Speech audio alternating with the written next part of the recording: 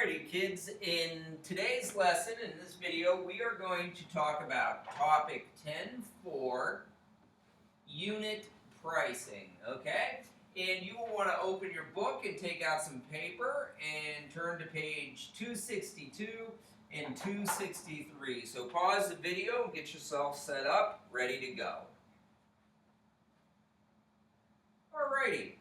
At this point in time, we are all set to talk about unit prices, and this lesson is about your buying power, because if you can figure out unit prices, you'll do a very good job of saving yourself some money, which you're going to work very hard for when you get older. So let's take a look at what we have going on in the book. How can you compare the prices of different amounts of the same item? So in this case, we're looking at a lunch special for tacos, where you can get the lunch special for 3 tacos for $2.40, or you can get the weekend special, which is 4 tacos for $3.40. And whether or not you want 2 or 3 or 4, which of those would be a better price? Okay? Now, in order to do this, you need to figure out a unit price. A unit price is a unit rate that gives the price of one item. So in other words, what would the cost of one taco be for each of these deals?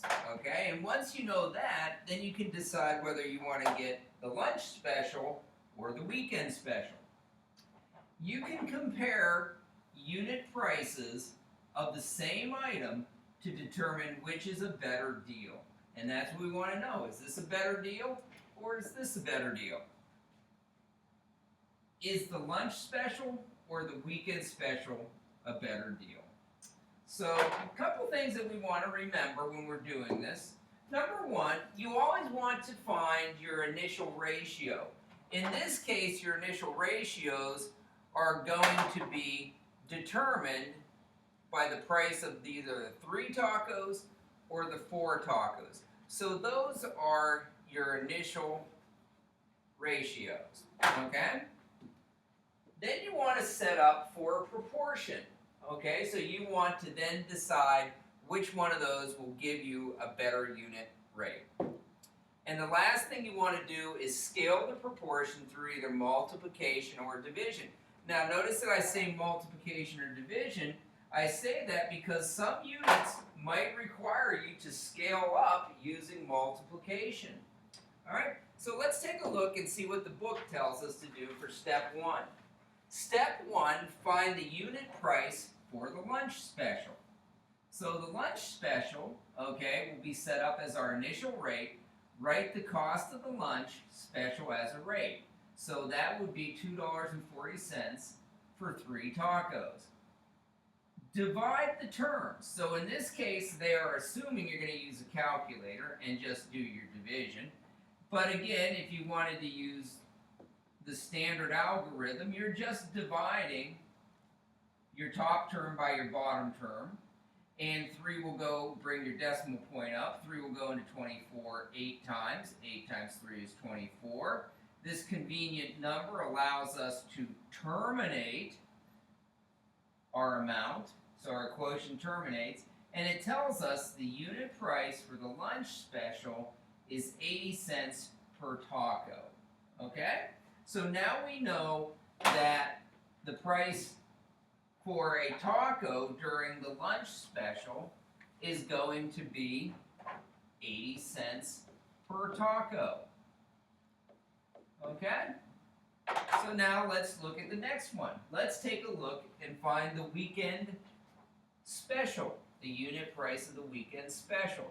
So you write the cost of the weekend special as a rate, which would be $3.40 for 4 tacos. You divide the terms, and again, they assume you'll use a calculator to do this, but if we do the standard algorithm of division, we will take $3.40 and divide it by 4. Bring up your decimal point. 4 will go into 3 0 times. 4 into 34 will go a total of 8 times. 8 times 4 is 32. Subtract, you have 2. Bring down your 0. 4 into 25 times. 5 times 4 is 20. And we get a terminating quotient. And we get a unit price for the weekend special, which is 85 cents per taco. Okay? So now, if we look back at the front page, we can say that our price for the weekend special is 85 cents. So we have an 85-cent taco compared to an 80-cent taco. So in this case, the better deal is to compare them and say 80 cents per taco is less than 85 cents per taco. So the lunch special is the better buy. Okay? And we proved that through the algorithms that we used. All right? Okay, so now that we have an understanding of how you can use unit price to save money or find a better buy, let's take a look at some examples. Why don't you try completing number 1, 2, and 3 on your own, and then we'll check them. So pause the video now and try those problems on your own. All right, let's see how you did here. Okay, number 1, we have 7 movie tickets for $56. Well, in this case, what we want to do is check and see what we would get, and we would have $8 per ticket. And if you were going to set that up, you would set it up, your initial ratio is $56 for 7 tickets. We want to know a unit rate, so we will divide by 7. 56 divided by 7 is 8, so our unit rate is $8 per ticket. Number 2, they want to know 12 ounces of shampoo for $2.76. What is its unit rate? Well, again, we would set up our initial ratio of $2.76 for 12 ounces, and then we create a proportion with a unit of 1, so we get our unit price, and 12 divided by 12 equals 1, so $2.76 would need to be divided by 12. And again, it's good to practice your division algorithm and divide by 12. So we'd want to bring up our decimal point. 12 can't go into 2, but 12 can go into 27. Goes in twice. That would be 24 when you multiply. Subtracting, you have 3 as a partial remainder. Bring down your 6, and then 12 into 36 will go a total of 3 times. 3 times 12 is 36. Subtract, and you end up with a price of 23 cents per ounce. Okay? So it's 23 cents per ounce to buy the shampoo. All right. Now, the next question is a little bit trickier. Okay? And early on, when I told you at the beginning of the video that you might need to use multiplication in some situations, this is an example of that. Okay? This is an example of that. Okay? And what you have to realize is our initial ratio is $3.88 for a half gallon. Okay, for a half gallon. Now, if we want to convert this, it might be easier to turn this into a decimal and write it as $3.88 to 5/10, which is a little bit easier to work with.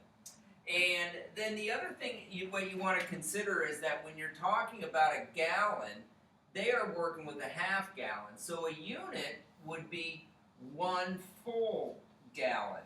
Well, if we're going to go from 5/10 or a half gallon to a full gallon, we have to multiply by 2. So we're going to multiply both the top and the bottom numbers by 2 to get our proportion and our unit price. So if we multiply the price of a half gallon, you'll see that you get 2 times 8 is 16, carry your 1. 2 times 8 is 16, plus 1 is 17, carry your 1. 2 times 3, of course, is 6, plus 1 is 7. We have 1, 2 decimal place values, so we have to come over 1, 2 decimal place values. So the unit price for the ice cream seems kind of expensive. It's $7.76 for 1 gallon, and that would be the unit price. Okay? How about trying another example? Try number 15. Pause the video and try solving that problem.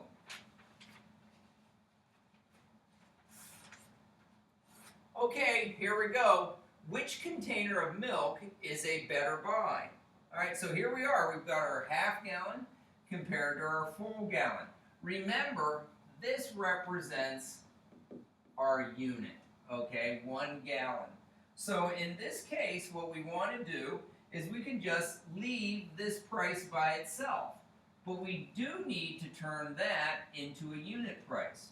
So what we will do is we will take our $2.29 over a half, okay, to 1/2, and we'll rewrite it as $2.29 over a decimal 5/10.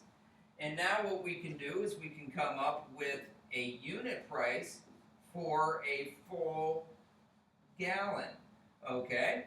And of course we would multiply by 2 in order to do that. And if we take $2.29 multiplied by 2, we have 2 times 9 is 18. Carry the 1, 2 times 2 is 4, plus 1 is 5. 2 times 2 is 4. Decimal point 2 places over, 2 places in. So the price for a gallon at $2.29 per half gallon would be $4.58. And in this case, you could then see that your answer would be the 1 gallon container, which is $3.99 per gallon, is less than the half gallon, which would be $4.58 per gallon if you figured it out proportionately. All right. Here's one more problem. Why don't you pause the video and see if you can solve problem number 20.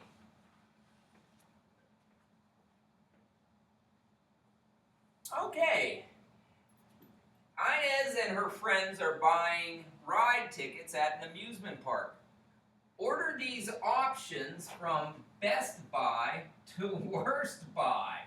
Okay? So in order to solve this problem, you're going to have to figure out unit rates or unit prices for each ticket, okay, in those different options, okay? So you're going to have to find unit prices for each ticket. So let's take a look at option A and see what kind of price we will be paying for a ticket there, okay? So option A, okay, and we get for $13.50, you can get 18 tickets. And if you divide by 18, both terms, you will get a unit price of 75 cents per ticket. Okay? 75 cents per ticket. So option A is 75 cents per ticket. Oops, let me label that option A. Option B then is going to be an initial rate of $30 for 36 tickets. And again, we would divide to create a proportion, divide by 36, and our unit rate then is going to be 83 cents per ticket. Okay? So option B is 83 cents per ticket. And then our final option would be option C. Alright, option C. And option C, we have a rate, initial rate of $39 to purchase 60 tickets. If we do the proportion and scaling, we'll divide it down to get our price, our unit price, and we will get one ticket and it will cost us 65 cents. So now what we can do is order those from the best buy to the worst buy. Well, the best buy obviously is if you're going to spend 65 cents per ticket, okay? That is the best buy. So our best buy, if we wanted to order these, would be option C. And then the next easiest thing to do would be to pick our worst purchasing option, which would be to purchase option B, because those tickets are the most expensive at 83 cents per ticket. So that's not very good. So we could say option B is our worst option, and then of course option A is kind of in the middle there. All right? And so there we have our answers to that problem as well. Okay? Well, hopefully this little video helped you understand unit pricing. If you have any questions or concerns, you can speak to your teacher or you can get some help from your parents.